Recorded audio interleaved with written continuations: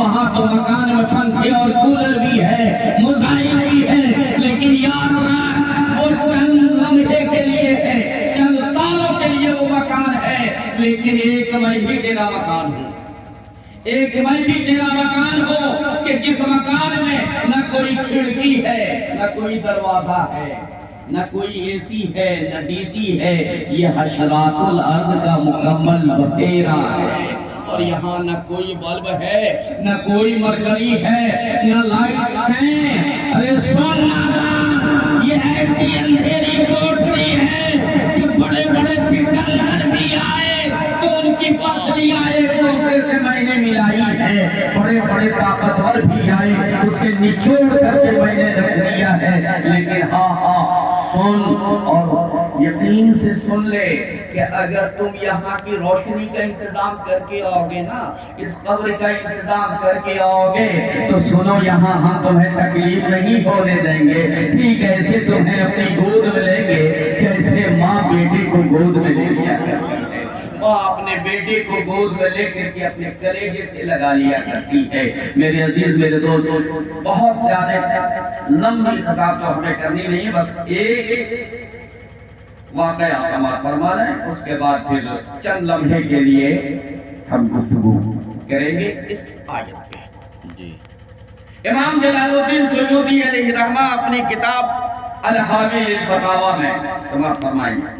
الحاوی للفتاوی میں امام جلال الدین سیوطی علیہ رحمہ ایک واقعہ اپنا لکھتے ہیں کہ میں چلا، راستے میں قبرستان ملا تو مجھے ذوق و شوق ہوا کہ میں کشف کروں اس قبرستان میں جو مردے ہیں، جو مر گئے ہیں، جو وصال کر گئے ہیں، قبرستان میں چلے گئے ہیں، میں کشف کروں ان کے حالات کو دیکھوں کیسے ہیں۔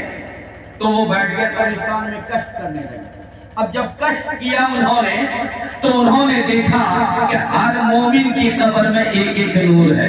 سبحان اللہ، ایک مرتبہ ہر مومن کی قبر میں ایک ایک نور ہے، لیکن آپ کی نگاہ ایک ایسے قبرستان میں جا کر قبر پہ جا کر ٹھہر گئی کہ جس کے قبر میں ایک نور نہیں بلکہ اس کی پوری قبر کو کئی نور بنے۔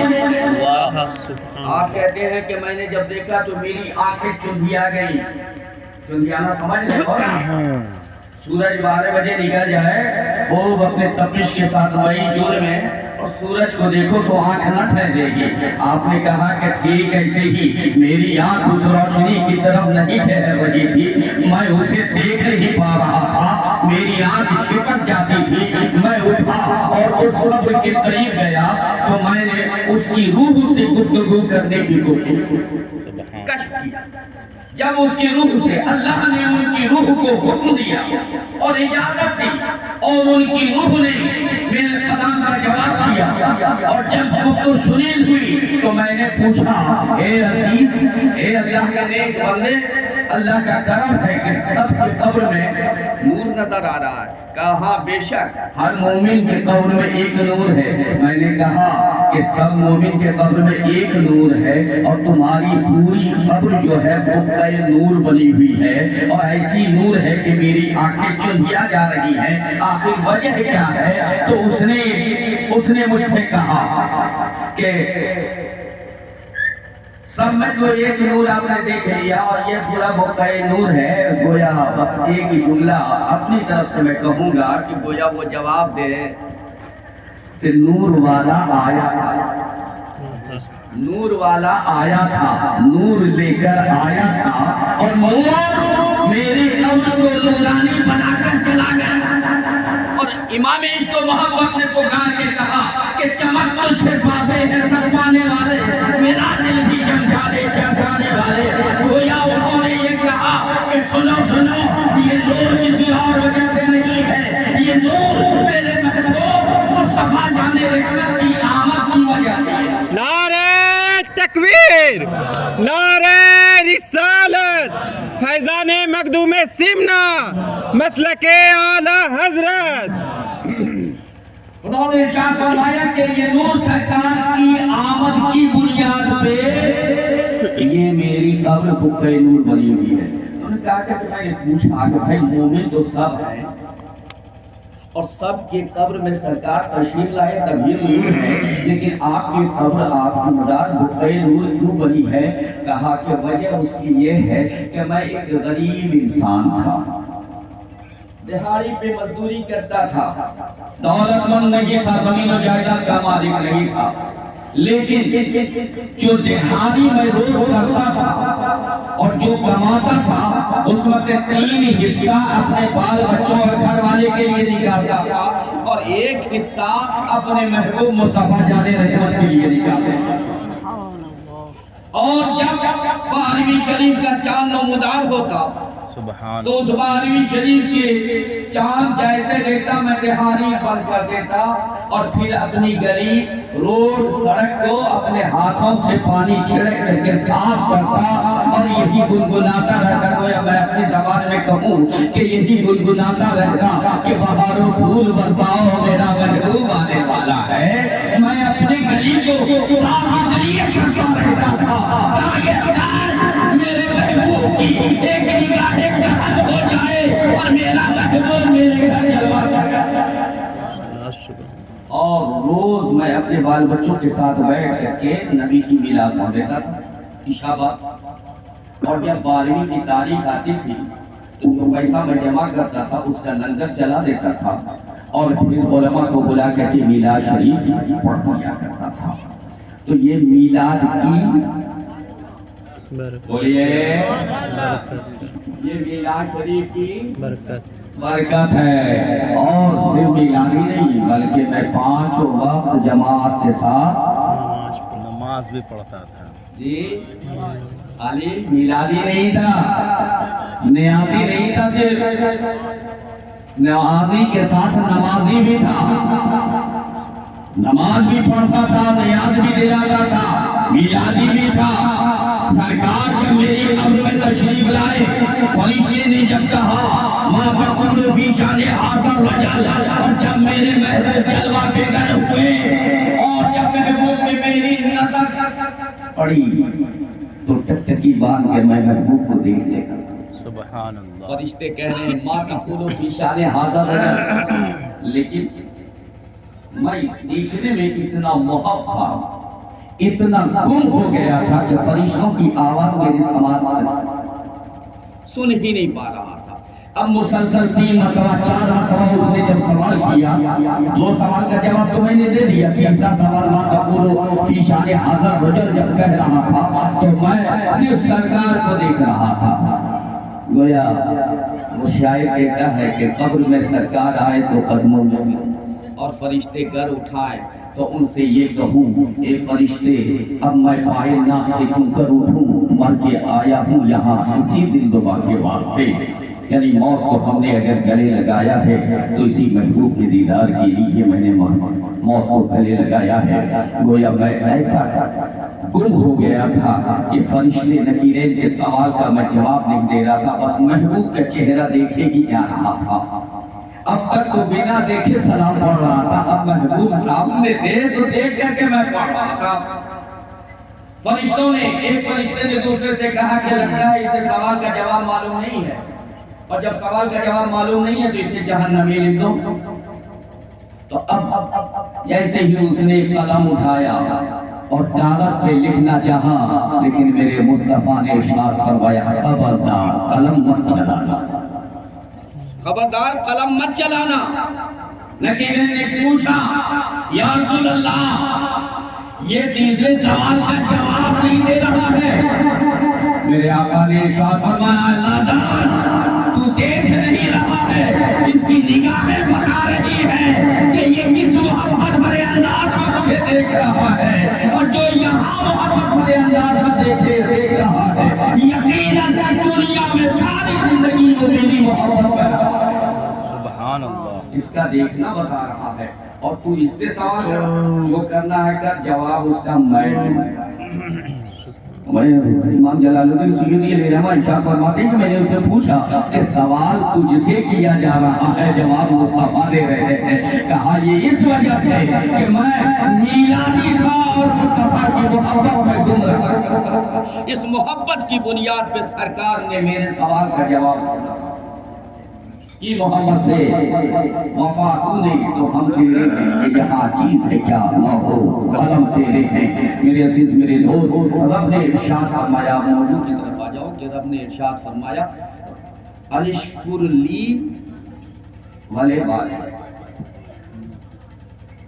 یعنی جہاں پہ قرآن میں کم و بیش جہاں پہ رب نے اپنی عبادت کا حکم دیا ہے ساتھ ہی ساتھ اپنی عبادت کے ساتھ یہ بھی ارشاد فرمایا کہ میری عبادت تو کرو لیکن اپنے والدین کے احسان کو یاد کرو اپنے والدین کے احسان کو یاد کرو تمہاری ماں نے تمہارے باپ نے تم پر جو احسان کیا ہے تم پر تمہاری جو پرورش کی ہے تمہیں جو پوس کر پال کر اس منزل تک اس مقام پر پہنچایا ہے یہ مت سمجھو کہ تم اپنی محنت سے تم اپنی کاوش سے اس منزل تک پہنچے ہو نہیں تمہاری محنت تو ہے ہی لیکن ساتھ میں تمہارے ماں باپ کی دعائیں بھی ہے کہ تو اس منزل تک پہنچا ہے بے شک سبحان اللہ اس لیے اللہ رب العزت نے ارشاد فرمایا وَقَضَىٰ رَبُّكَ أَلَّا تَعْبُدُوا إِلَّا إِيَّاهُ وَبِالْوَالِدَيْنِ إِحْسَانًا اور جب شکر کی بات آئی کہ میں نے تمہیں نعمتیں عطا فرمائی ہیں یہاں دو باتیں ہیں ایک تو ایصال ثواب کی بھی مجلس ہے اور دوسرا شکرانہ بھی شکرانہ بھی ہے شکرانہ بھی ہے ڈبلو بابو کو اللہ رب العزت نے اپنے مصطفیٰ کے صدقے میں بیٹا دیا ہے سبحان اللہ تو اس کا عقیقہ بھی آج ایک بات اور میں واضح کر دوں کہ شریعت میں دو ہی کھانے جائز ہیں یعنی دو کھانے کا حکم ہے اور دونوں شکرانے کا کھانا تیجا کا کھانا نہیں ہے 40واں کا کھانا نہیں ہے 10واں اور 20واں کا کھانا ہمارے یہاں نہیں ہے برسی کا کھانا ہمارے یہاں نہیں ہے بلکہ دو کھانا ہے شریعت میں دو کھانے ایک عقیقہ اور دوسرا ولیمہ بہت صاحب یقین جانیے لوگ عقیقہ چھوڑ دیے بھول گئے ولیمہ چھوڑ دیے شریعت کا حکم ہے عقیقہ مصطفیٰ نے جان رحمت صلی اللہ علیہ وسلم نے خود اپنا عقیقہ کیا سرکار نے حضرت امام حسن کا عقیقہ کیا امام حسین کا کیا بی بی زینب کیا حضرت ابراہیم کا کیا ان سب کا عقیقہ کیا کسی کا 7ویں روز کیا کسی کا 14ویں روز کیا کسی کا 21ویں روز کیا یہ سب عقیقہ کر کے اپنے امت کو بتایا کہ دیکھو میں عقیقہ کر رہا ہوں تم بھی اپنے بچوں کا عقیقہ کرنا لیکن آج ہم عقیقہ کو چھوڑ دیا جو شکرانہ ہے شریعت نے جس کا حکم دیا ہم اسے چھوڑ دیا ولیمہ شادی کرو اور شادی کر کے جب اپنے گھر لاؤ تو تمہارے گھر میں اس کا قدم پڑے خدا کی رحمت آئی ہے نعمت آئی ہے اس کا رب کی بارگاہ میں شکریہ ادا کرو اس کے لیے ولیمہ کرو گرچہ ایک ہی خصی تو ولیمہ بھی اور عقیقہ بھی یہ دونوں شکرانے کا کھانا ہے اور دونوں شریعت کا حکم ہے لیکن ذرا اور کیجئے اپنے سماج کی طرف اپنے معاشرے اور اپنے محلے کو آپ اور کیجئے کہ ولیمہ اٹھتا چلا جاتا ہے شادی سے پہلے کھلا دیں گے 2 روز لیکن شادی کے بعد جو ولیمے کا رسم ہے اس کو ادا نہیں کریں گے عقیقہ نہیں ہمارے یہاں عادت نہیں چلتا باپ دادا کے زمانے سے نہیں چلتا اس لیے آپ نہیں کرتے ارے ٹھیک ہے باپ دادا کے زمانے سے نہیں چلتا ہے تیجا چلتا تھا 40واں چلتا تھا یہ فقیروں کا کھانا ہے یہ فقراء کا مساکین کا کھانا ہے یہ مدرسہ کے بچوں کے لیے ہے نہ کہ عوام الناس کے لیے صاحب استطاعت کے لیے تو رب نے ارشاد فرمایا انشکر لی میں نے تمہیں نعمتیں دی ہیں ماں باپ جیسی نعمت میں نے تمہیں عطا کیا بھائی بہن جیسی نعمت میں نے تمہیں عطا کی ہے بیوی جیسی نعمت ہم نے تمہیں دی ہے اولاد جیسی نعمت بیٹا ہو یا بیٹی ہو یہ اولاد جیسی نعمت ہم نے تمہیں عطا کی ہے اور جب ہم نے تمہیں عطا کیا ہے تو میرا شکریہ تمہیں میں نے آنکھ دیا کان دیا یہ جسم کے تمام اعضاء میں نے تمہیں عطا کیے یہ سارے اعضاء میں نے تمہیں دیے ہیں اب اس تمام نعمتوں پہ تم میرا شکریہ ادا کرو بولو کرنا چاہیے کہ نہیں ہے کیا ہم کرتے ہیں ایمانداری سے بتانا حقیقت دیکھو، حقیقت سوچو، حقیقت ہم کرتے ہیں. بولیے اگر کسی نے ایک گلاس شربت کا پلا دیا تو آپ شکریہ ادا کرتے ہو کہ نہیں؟ بولو کرتے ہو نا. اگر آپ 12 ہٹ جا رہے ہو، یہاں سے عیشی کو 12 ہٹ آپ کو جانا ہے، چوک پہ پہنچے، گاڑی کا انتظار کر رہے ہیں، گاڑی نہ آئے، گاڑی نہیں آئی، لیکن اتفاق سے مولانا پرویز صاحب یا ڈبلو یا اور کوئی نوجوان بائک لے کے جا رہا ہے، ارے بھیا ہمیں بھی جانا ہے، آئیے بیٹھ جائیے، پیچھے بیٹھا لیا اسے. 12 ہٹ پہنچے، عیشی کو 12 ہٹ پہنچے، وہاں سے اترے، آپ کیا کہو گے؟ مردود کمینہ یہ کہو گے؟ جی کیا کہو گے؟ شکریہ ادا کرو گے نا. پانی کتنی بڑی نعمت ہے.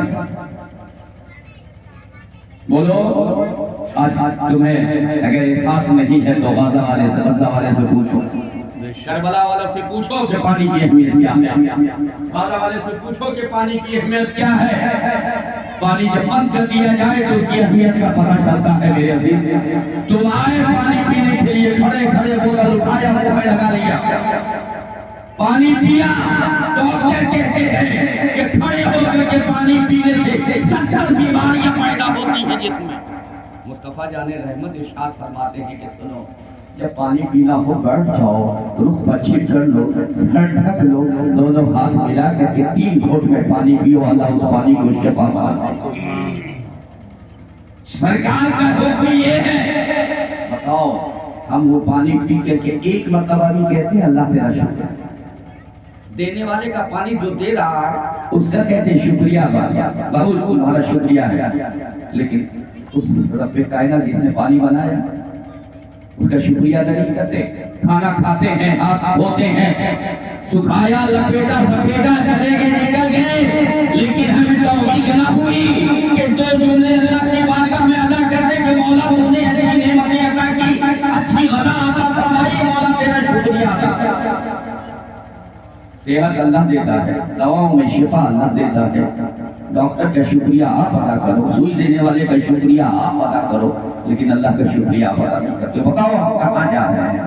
اللہ کہہ رہا ہے کہ جو ہم نے نعمتیں دی ہیں اس کی جگہ ارشاد فرمایا لئن شکرتم لازیدنکم ولئن کفرتم ان عذابی لشدید. جو نعمت ہم نے تمہیں دی ہے اس نعمت کا شکریہ ادا کرو. اب اس نعمت میں اور ساری نعمتیں جو ہمارے جسم میں ہے، رب نے ارشاد فرمایا وَإِن تَعُدُّوا نِعْمَتَ اللَّهِ لَا تُحْصُوهَا. ارے اتنی نعمتیں ہیں کہ اگر تم اسے گننا چاہو، شمار کرنا چاہو تو بولیے گن نہیں سکتے ہو، شمار نہیں کر سکتے ہو. اتنی نعمتیں ہم نے تمہیں دی ہیں. میرے عزیز میرے دوست، اب یہ ساری نعمتیں جب دی ہیں اللہ رب العزت نے، اب اس کا شکریہ ادا کرنا چاہیں گے تو بہت مشکل ہے، لیکن کم سے کم جتنا ہو سکے اتنا کا تو شکریہ ادا کر سکتے ہو. بولو کھانے کا تو شکریہ ادا کر سکتے ہو، پینے کے وقت تو شکریہ ادا کر سکتے ہو. اور یہ ساری نعمتیں دی ہیں کہ اس ساری نعمت کا شکریہ کیسے ادا ہو؟ تو جو محبوب کے صدقے میں یہ ساری نعمتیں دی ہیں اللہ نے، اس محبوب کی یاد منا کر کے ساری نعمتوں کا شکریہ ادا. بولے والدین میرا شکریہ تو ادا کر دیا، اب اپنے والد کا بھی والدین ماں کا بھی شکریہ ادا کرو. اور بولیے